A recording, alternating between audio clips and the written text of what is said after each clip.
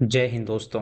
कैसे हैं आप लोग। हमारे हिंदू संस्कृति में ऐसी कई कहानियां हैं जो हमने आज तक नहीं सुनी और उसका जिक्र किसी किताब में भी आपको नहीं मिलेगा। दरअसल हम आज के लोग मंदिरों को मूर्तियों से जानते हैं, लेकिन सच तो ये है कि ड्रैगन और डायनासोर से पहले भी एक दुनिया थी जहां पर कई तरह के विचित्र प्राणी हुआ करते थे। उनमें से एक प्राणी था याली, जो कि बहुत ही खतरनाक था, और नाचिनूर नाम की एक बुक में याली का डिस्क्रिप्शन भी है और कई मंदिरों में याली की मूर्ति भी पाई जाती है। एक नागमलाई नाम का जंगल था जहाँ पे कई सारे नागवंशी रहा करते थे, और वहीं पर एक खजाना दफनाया गया था जिसको पाने के लिए कई लोग आए और जो कोई भी वहां पर आया वो मारा गया। अब फिल्म में हमें प्रेजेंट का सीन दिखाया जाता है जहाँ पे हम एक पति पत्नी को देखते हैं जो कि किसी से छुप कर भाग रहे थे। उनके पीछे जो लोग पड़े हुए थे दरअसल वो उनको मारना चाहते थे, क्योंकि वो दोनों पति पत्नी बहुत ही ज्यादा कर्जे में डूबे हुए थे और कर्जदार उनका पीछा कर रहे थे उन्हें मारने के लिए। वो भागते हुए नागामलाई जंगल के बॉर्डर में पहुंच जाते हैं और जब वो कर्जदार ये देखते हैं तो वो अपना रास्ता मोड़ लेते हैं। उसके बाद ये पति पत्नी जंगल के अंदर जाते हैं और वहीं पर सो जाते हैं। लेकिन कुछ देर बाद जब उस आदमी की आंखें खुलती हैं तो उसकी बीवी उसे पुकारती है, और जब वो अपनी बीवी की तरफ देखता है तो वो जगी ही नहीं थी। तभी उसे आसमान से आवाज आती है और वो उसकी बीवी की आवाज थी, जिसे सुन के वो डर जाता है और पीछे देखता है जहाँ पे उसकी बीवी भी गायब हो गई थी। ये देखकर वो रोने लगता है और अपनी बीवी को ढूंढने लगता है, लेकिन तभी उसे अपनी बीवी वापस से पीछे नजर आती है। उसे उठाता है और उससे कहता है कि उन्हें यहाँ से निकलना होगा, और वो उसे लेकर तुरंत वहां से आगे बढ़ने लगता है। उस घटना को देखकर उसे याद आता है कि वो दरअसल नागमलाई जंगल में है जहाँ पर कोई भी नहीं आता जाता, और उसे उस खजाने के बारे में भी पता था। इसीलिए वो उस पेड़ के पास पहुंचता है जहां पर वो खजाना रखा गया था, और वो एक लकड़ी से उस पेड़ के नीचे खोदने लगता है। उसके ऐसा करने पर एक हाथी वहां पर उत्पन्न हो जाता है जो कि उसका पीछा करने लगता है और उसे उठाकर वो जान से मार डालता है। हम देखते हैं कि दरअसल ये किताब नंदिता नाम की एक आर्कोलॉजिस्ट पढ़ रही है और वो अपने असिस्टेंट के साथ तमिलनाडु निकल जाती है उसके बारे में और जानने के लिए। वो वहां पे एक राइटर के घर पहुंचती है जो कि ऐसी ही कहानी लिखा करता था, और उसने 20 साल पहले हिंदू इतिहास के बारे में लिखना बंद कर दिया था। नंदिता जब उससे मिलने के लिए जाती है तो वो उसे देखकर काफी खुश होता है और वो उससे पूछता है कि आखिर उसका यहाँ पर कैसे आना हुआ। नंदिता उसे बताती है कि दरअसल वो यहाँ पर किसी चीज के बारे में जानने के लिए आई है। वो कहती है कि कई साल पहले उसने नंदी वर्मन नाम के एक बंदे के बारे में बुक लिखी थी और वो उसी बुक के बारे में जानना चाहती है। ये सुन के वो बंदा उससे कहता है कि वो तुरंत यहाँ से चली जाए, लेकिन वो उसे प्रवोक करने लगती है और उसे कहती है कि क्या उसमें हिम्मत नहीं है वो बुक दिखाने की। जैसे कि उस बंदे को गुस्सा आ जाता है और वो उसे तुरंत अपने ऑफिस में ले जाता है, जहाँ पे वो उसे वो बुक देता है जो कि आखिरी बुक बची हुई थी, और उसे कहता है कि इसमें बर्मन के बारे में सब कुछ लिखा है। अब नंदिता उस बुक को पढ़ने लगती है जहाँ हमें पता चलता है कि बर्मन दरअसल एक कॉलेज स्टूडेंट था और वो नागमलाई के खजाने को पाना चाहता था। इसीलिए वो एक आर्कोलॉजिस्ट के पास गया था और उससे उसने मदद मांगी थी, लेकिन आर्कोलॉजिस्ट उसे उस खजाने का पता नहीं बताना चाहता था। बर्मन उससे कहता है कि अगर वो उसे खजाने का पता बताएगा तो इसमें उसका भी फायदा है, क्योंकि अगर वो खजाना लाने में कामयाब हुआ तो वो कुछ हिस्सा उसे भी देगा। वो उसे ये भी कहता है कि उसे पता है कि उसके पास मैप का दूसरा हिस्सा मौजूद है और एक हिस्सा उसके पास है, तो उसे फॉलो करके वो वहां पर पहुंच जाएगा। वो आर्कियोलॉजिस्ट उससे कहता है कि वहां पे जाना खतरे से खाली नहीं है।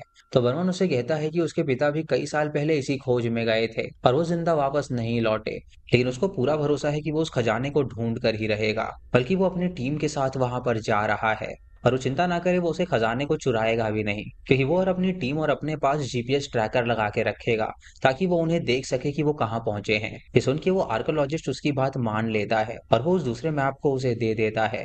अब बर्मन एक टीम तैयार करता है जहां पर उसने 4 लोगों को उस टीम में रखा था, जिनके नाम होते हैं राम, रमया, कैथरीन और किशोर। साथ ही में बर्मन ने उन्हें एक लोकल गाइड भी दिया था और वो सभी गाड़ी से वहां पर जाने के लिए निकल जाते हैं। आगे का सफर वो पैदल ही तय करते हैं और उनका जो लोकल गाइड होता है वो उन्हें राह से भटकाने की कोशिश करता है। लेकिन किशोर के पास एक बुक थी जिसमें वहां का मैप था, और वो उस बुक को फॉलो करता है और उन्हें भी उसके साथ चलने के लिए कहता है, जिससे वो उसकी बात मान लेते हैं और उसके साथ जाने लगते हैं।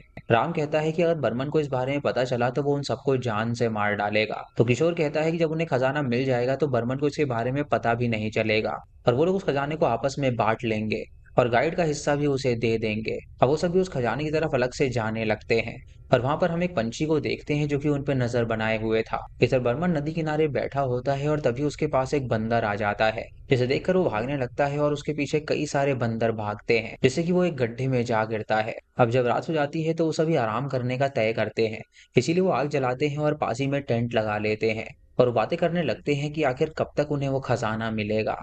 उसके बाद रात को जब वो सभी सो जाते हैं तो उनका लोकल गाइड उठता है और उनके टेंट से वो मैप देख लेता है और वहां जाने का रास्ता उसे पता चल जाता है। अब अगली सुबह वो गाइड उन्हें भटका देता है और वो हाथी वाले जंगल में उन्हें नहीं ले जाता, बल्कि वो उन्हें टाइगर वाले जंगल में ले जाता है। और वहीं पर फौजी की ड्रेस पहने एक आदमी होता है जो कि उन्हें देखकर हैरान हो जाता है। अब ये आदमी कौन था इसके बारे में आपको आगे पता चलेगा। जब वो गाइड उन्हें आगे ले जाता है तो उनके सामने एक टाइगर आ जाता है, जिसे देखकर वो डर जाते हैं और वहां से भागने लगते हैं। और वो टाइगर उनका पीछा करता है उन्हें मारने के लिए। वो सभी डर के मारे भागते हैं, जिससे कि वो स्प्लिट हो गए थे। इधर रम्या जब अकेली होती है तो वो अपने फोन का सिग्नल चेक कर रही होती है, लेकिन तभी वहां पर एक कीड़ा आता है जो कि उसके कान के अंदर घुस जाता है, जिससे कि वो जमीन पे गिर जाती है और बेहोश हो जाती है। इधर किशोर और राम जब अपने दोस्तों को ढूंढ रहे होते हैं तो उनके सामने एक हाथी आ जाता है, जिसे देखकर वो डर जाते हैं और वहां से भागने लगते हैं। राम एक पेड़ पे चढ़ जाता है, जिससे कि वो हाथी उसे नहीं पकड़ पाता, और जब वो हाथी वहां से चला जाता है तो वो नीचे आ जाता है।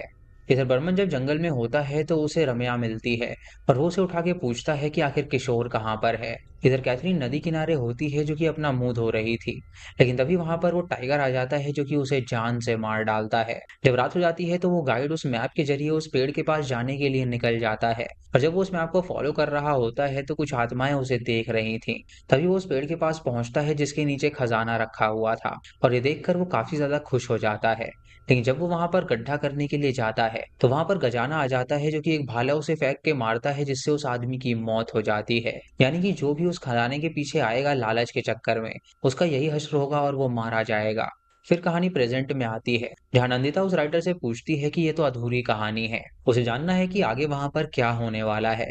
जब नंदिता उसे पढ़ना शुरू करती है तो उसे पता चलता है कि दरअसल उस जंगल में कई सारी मायावी चीजें हैं, और वहां पर गरुड़ के वंशज भी रहते हैं, जो कि पंछी के रूप में उस जंगल में मंडराते रहते हैं। वहां वो तीन पंछी आते हैं और एक दूसरे से बात करने लगते हैं, जिसमें से एक नर था और दो मादाएं थीं। उनकी लीडर उनसे कहती है कि उन्हें किसी भी हालत में उस ट्रेजर को लेना होगा। तो वो लोग कहते हैं कि आखिर उन ट्रेजर को कैसे वो ले सकते हैं, क्योंकि उनके दुश्मन जो नाग हैं वो सभी उसकी रक्षा कर रहे हैं। लेकिन वो कहती है कि वो जो ट्रेजर है वो शिव भगवान का है, और शिव भगवान की कृपा से नागों का वो कुछ भी नहीं बिगाड़ सकते। इसीलिए उन्हें किसी ऐसे नागवंशी को ढूंढना होगा जिसे कोई भी नाग चोट ना पहुंचाए, और उससे वो लोग उस ट्रेजर को निकलवाएंगे। और एक नागवंश का वारिस पहले ही इस जंगल में आ चुका है, और दोस्तों वो कोई और नहीं बल्कि वो बर्मन था। इसीलिए वो लोग प्लान करते हैं कि वो बर्मन के जरिए उस ट्रेजर तक पहुंचेंगे, ताकि वो लोग नागों को हरा सकें और उन्हें जान से मार सकें। इधर बर्मन ने किशोर को बांध दिया था, क्योंकि वो उससे विश्वासघात कर रहा था, जिसकी वजह से एक लड़की और उनका गाइड भी मारा गया है। उसके बाद बर्मन किशोर को खोल देता है और उससे कहता है कि वो आइंदा उसे चीट ना करे, क्योंकि अगली बार अगर वो चीट करता हुआ पकड़ा गया तो वो उसे जान से मार डालेगा। उसके बाद वो मैप लेता है और उन सबसे कहता है कि अगर किसी पेड़ पे कोई भी नाग का सिंबल दिखे तो वो उसे बताएं, क्योंकि उसके अंदर ही खजाना होगा। इसीलिए वो सभी अब एक एक करके सारे पेड़ों को ढूंढने लगते हैं, और तभी बर्मन को एक पेड़ नजर आता है जिसके ऊपर वो निशान बना हुआ था, और उसे लगता है कि उसके अंदर ही खजाना होगा। उसके बाद वो उस आर्कोलॉजिस्ट को कांटेक्ट करता है और उसे बताता है कि उसने वो पेड़ ढूंढ लिया है जिसके नीचे खजाना है। लेकिन वो आर्कोलॉजिस्ट उसे कुछ बताना चाहता था, लेकिन इससे पहले ही उसका फोन कट हो जाता है। लेकिन इससे पहले ही उसके नेटवर्क चले जाते हैं। उसके बाद जब वो आगे बढ़ते हैं तो अचानक से उन पे ट्राइब लोग हमला कर देते हैं, जो कि उन्हें बुरी तरह पीटते हैं और वो रम्या के सर में एक्स घुसा देते हैं, जिससे रम्या की वहीं पर मौत हो जाती है। उसके बाद बर्मन उनका सामना करता है और उन्हें पीटता है, लेकिन तभी वहां पर वो गरुड़ वंशी आ जाती है, जो कि एक पंछी के रूप में थी, जिसे देखकर वो ट्राइब डर जाती है और वहां से भाग जाती है। अब रात को वो सभी गरुड़ वंशी प्रार्थना करते हैं, जहां से आसमान से उनकी तरफ एक शस्त्र आता है, जिससे कि वो नागों से लड़ सकें। अगली सुबह होते ही वो आर्कियोलॉजिस्ट बर्मन को कांटेक्ट करने की कोशिश करता है, लेकिन बर्मन ने सारे जीपीएस बंद कर दिए थे, जिसकी वजह से वो बंदा उससे कांटेक्ट नहीं कर पाता। उसके बाद बर्मन किशोर और राम उस जंगल में अंदर बढ़ने लगते हैं, लेकिन तभी उनके सामने वो बूढ़ा आदमी आ जाता है, जो कि हमें कुछ देर पहले दिखाया गया था। वो आदमी उनसे कहता है कि ये जंगल खतरे से खाली नहीं है, तो वो लोग उसके साथ चलें जहां वो इसका इतिहास उन्हें बताएगा। वो उसकी बात मान लेते हैं और उसके साथ उसके घर चले जाते हैं। और तब वो आदमी वहां की कहानी बताना शुरू करता है कि आखिर उस ट्रेजर की क्या हिस्ट्री थी। वो कहता है कि कई साल पहले यहाँ पर काशीवर मुनि रहा करते थे, और काशीवर मुनि की सूरी और आरी नाम की दो बहनें थीं। उस मुनि की छोटी बहन आरी की शादी मीसा से हुई, और काशीवर से उसने कई सारे सर्प बच्चे मांगे। और काशीवर ने जब उसे वरदान दिया तो उसे कई सारे सांप के बच्चे हुए। जब उसकी बड़ी बहन को ये बात पता चली तो उसे बहुत ज्यादा गुस्सा आया और उसने फैसला किया कि उसकी बहन के वारिस से शक्तिशाली वारिस वो अपना बनाएगी। इसीलिए उसने गरुड़ रूपी बच्चों का वरदान मांगा ताकि वो अपनी बहन से लड़ सके। और मुनिवर ने जब उसे वरदान दिया तो उसे कई सारे ईगल बच्चे हुए। और तब से ही उन दोनों बहनों में जंग छिड़ गई, जहां पर पंछी और सर्प में हमेशा लड़ाई होती रहती थी। लेकिन आर्य का जो दूसरा बेटा था उसका नाम वासुकी था और वो भगवान शिव के गले में विराजमान था। इसीलिए भगवान शिव को जब ये बात पता चली तो वो सीधा नागवंशी के साथ हो गए और एक नागमणि उन्हें तोहफे में दी। और वो नागमणि पत्थर की रक्षा करने की जिम्मेदारी उन्होंने सर्पों को दी, क्योंकि वो एक ऐसा पत्थर था जिसे पाकर कोई भी सारे लोगों पर राज कर सकता था। अब गरुड़ ये चाहते थे कि वो मणि उसे मिले, इसीलिए उसने सर्पों पे हमला बोल दिया और वो उनसे लड़ाई करने लगे। अब नागों ने उस मणि की रक्षा करने के लिए एक नागलोक बनाया और वो नागलोक आज भी इस जंगल में कहीं पर मौजूद है। ये नागलोक किसी की भी दृष्टि में नहीं आता है, लेकिन उसके अंदर जाने के लिए एक भाला चाहिए होता है, जो कि एक मायावी भाला है और सिर्फ एक नागवंशी ही उसको पाकर उसके अंदर प्रवेश कर सकता है। पीढ़ी दर पीढ़ी उस भाले की रक्षा करी गई थी और यहाँ तक कि रावण ने भी उसकी रक्षा की थी। रावण का वंश का जो आखिरी राजा था उसका नाम वीरपुत्रन था।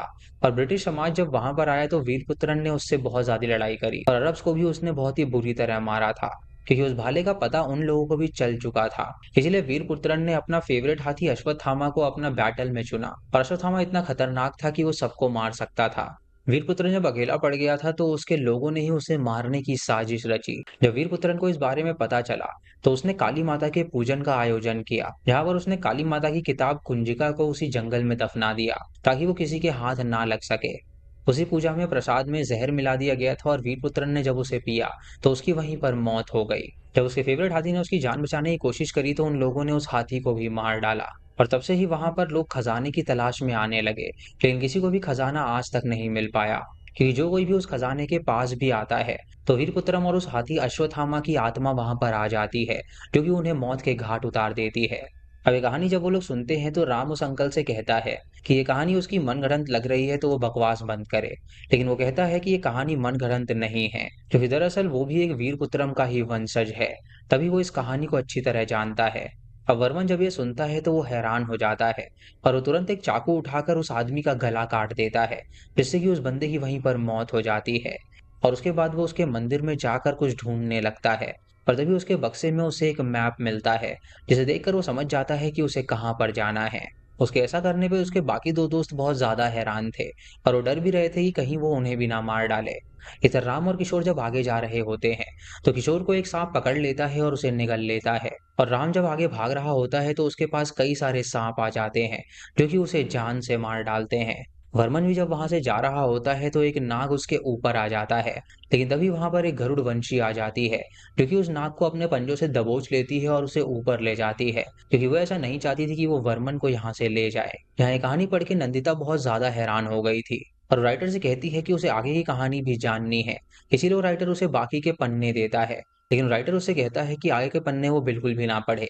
लेकिन वो कहती है कि उसे वो पढ़ना जरूरी है, इसीलिए वो राइटर उसे आगे के पन्ने दे देता है। और जब वो आगे की स्टोरी पढ़ती है तो उसे पता चलता है कि बर्मन छूट के एक अजीब सी जगह पर पहुंचा था और वहां पर उसे गरुड़ मिलने के लिए आया था, जहां पर उसे वो भाला भी मिला था। और जब उसने उस भाले से उस खजाने के लिए खुदाई शुरू करी तो वहां पर वो गरुड़ वंशी भी आ गए थे और अश्वत्थामा और वीरपुत्रन की आत्माएं भी वहां पर आई थी उसे मारने के लिए, लेकिन गरुड़ वंशियों ने उसे बचा लिया था। उनके मरते ही याली उठ गया और उन सबका सामना करने लगा। और याली जो था वो बहुत ही ज्यादा खतरनाक जानवर था। उसने एक एक करके सबको मारना चाहा, जहां पर वो गरुड़ याली का सामना नहीं कर पाए और उनकी जो लीडर थी वो डर के मारे वहां से भाग निकली, क्योंकि याली सबसे शक्तिशाली था और उसको कोई नहीं हरा सकता था। और वहां पर शेष नाग भी आ गए थे उसकी रक्षा करने के लिए, क्योंकि किसी भी हाल में वो नागमणि गरुड़ वंशी को नहीं दे सकते थे। अब ये किताब यहीं पे खत्म हो जाती है और नंदा ये कहानी पढ़ के हैरान हो जाती है। वो राइटर उससे कहता है कि अभी भी उसकी भूख नहीं मिटी होगी, लेकिन इसके आगे वो उसे कुछ भी नहीं बता सकता। इसीलिए भलाई इसी में है कि वो यहाँ से चली जाए। जब नंदिता वहां से डर के मारे जा रही होती है तो वहां पर उस भाले को भी देख पाती है और ये देखकर वो डर जाती है और वहां से चली जाती है। तभी हम उस राइटर की आंखों को देखते हैं, जो कि नाग जैसी हो गई थी, और हम समझ पाते हैं कि बर्मन कोई और नहीं बल्कि यही राइटर है, जो ये 20 साल पहले वहां पर गया था और उसके साथ ये सब हुआ था। लेकिन जब उसे ये पता चला कि वो भी एक नागवंशी है, तो उसने नागों का साइड लिया और वो हमेशा के लिए यहाँ पर आकर रहने लगा। इसीलिए उसने गरुड़ों का साथ छोड़ दिया था। इसी के साथ ये मूवी यहीं पर खत्म हो जाती है। तो दोस्तों, ये थी इस फ़िल्म की कहानी, जहाँ पर हमारे इतिहास के बारे में बताया गया है। आपको ये कहानी कैसी लगी, आप हमें कमेंट सेक्शन में ज़रूर बताइएगा। चैनल पे नए हैं तो इसे सब्सक्राइब करें और बेल आइकॉन दबाएँ नोटिफ़िकेशंस के लिए। और दोस्तों, वीडियो को लाइक और शेयर करना बिल्कुल मत भूलिएगा। तो मैं मिलता हूँ आपको अगली वीडियो में। तब तक के लिए जय हिंद।